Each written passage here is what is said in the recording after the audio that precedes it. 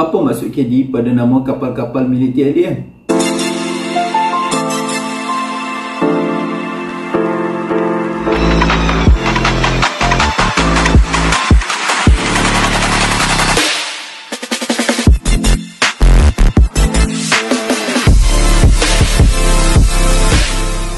Assalamualaikum dan selamat sejahtera. Aku Fagen Tokai. Welcome to my channel. Kita sembang santai cerita tentang tentera.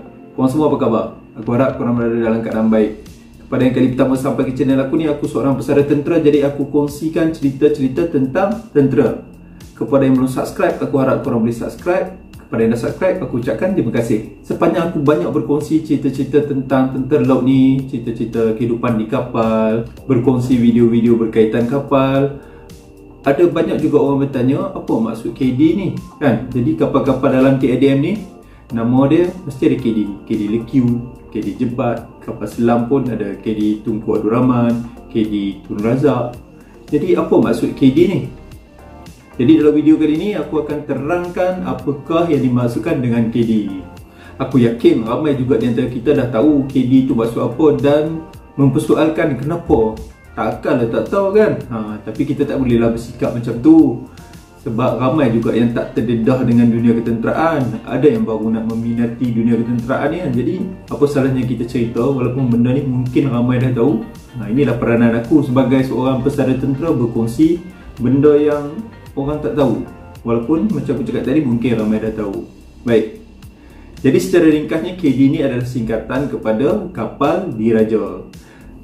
Memandangkan Angkatan Tentera Malaysia ni pemerintahan tertinggi adalah Seri Paduka Baginda Yang di-Pertuan Agong, maka unit-unit di dalam tentera, sama ada tentera darat, tentera laut atau tentera udara, banyak menggunakan gelaran-gelaran diraja lah.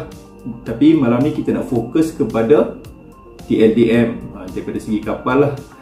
Jadi kapal-kapal dalam TLDM ni menggunakan perkataan KD sebelum nama dia yang membawa maksud kapal diraja. Biasanya yang menggunakan gelaran KD ni adalah unit-unit yang telah ditauliah. Unit-unit yang ditauliah ni macam kapal kan. Dan dia tak terhad pada kapal juga. Terdapat juga unit-unit pangkalan. Sebagai contoh, dekat KL kita ada KD Seri Gombak. Dekat Kelang kita ada KD Seri Kelang. Dekat Johor kita ada KD Seri Medini. Dekat Pulau Pinang kita ada KD Seri Pinang. Beberapa unit di dalam pangkalan TLDM di Lumut pun menggunakan gelaran KD macam KD Malaya, KD Pelanduk, KD Sultan Idris. Jadi KD ni gelaran kepada unit-unit tentera laut, tak kira sama ada kapal ataupun unit-unit pangkalan yang telah ditauliah.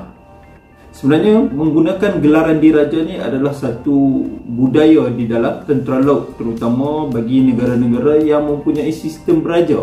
Untuk menerangkan perkara ini lebih lanjut, aku akan kongsikan beberapa jenis gelaran kepada kapal-kapal tentera laut. Jadi yang pertama tadi, macam yang digunakan oleh tentera laut kita, iaitu gelaran diraja. Macam negara kita, kita pakai KD, kapal diraja. Macam Brunei, dia pakai KDB, kapal diraja Brunei.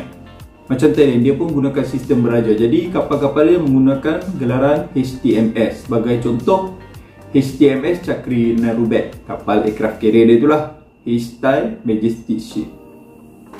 Gelaran diraja ni paling popular Royal Navy lah, UK kan. Kapal-kapal dia pakai HMS, Her Majestic Ship. Gelaran-gelaran diraja ni juga digunakan oleh tentera laut macam Australia dengan HMAS ataupun Her Majestic Australian Ship, New Zealand dengan Her Majestic New Zealand Ship ataupun HMNZS. Ini contoh-contoh negara yang menggunakan gelaran diraja. Bagi negara yang tidak menggunakan sistem beraja macam Indonesia, mereka menggunakan sistem pemerintahan mereka sebagai gelaran. Macam Indonesia di negara Republik, jadi kapal-kapal dia menggunakan gelaran Kapal Republik Indonesia ataupun KRI. Sebagai contoh, KII Diponegoro. Sama juga macam Singapura, dia pun Republik Singapura, jadi kapal-kapal tentera laut dia menggunakan gelaran RSS. Sebagai contoh, RSS Vengeance. Selain itu, terdapat juga tentera laut yang mana negara dia tiada sistem beraja, jadi dia tak gunakan gelaran diraja. Dan dia juga tidak menggunakan sistem politik negara dia dalam nama kapal. Macam US, Baca US, dia pakai USS, United States Ship. Sebagai contoh, USS Ronald Reagan. Terdapat juga beberapa negara lain yang memang dikenali cenderung terhadap US menggunakan cara menamakan kapal yang sama. Contohnya Jepun. Jepun dia pakai JS, Japanese Ship. Sebagai contoh, JS Asahi. Korea pun sama, dia pakai ROKS, Republic of Korea Ship. Sebagai contoh, ROKS Hwangryeo.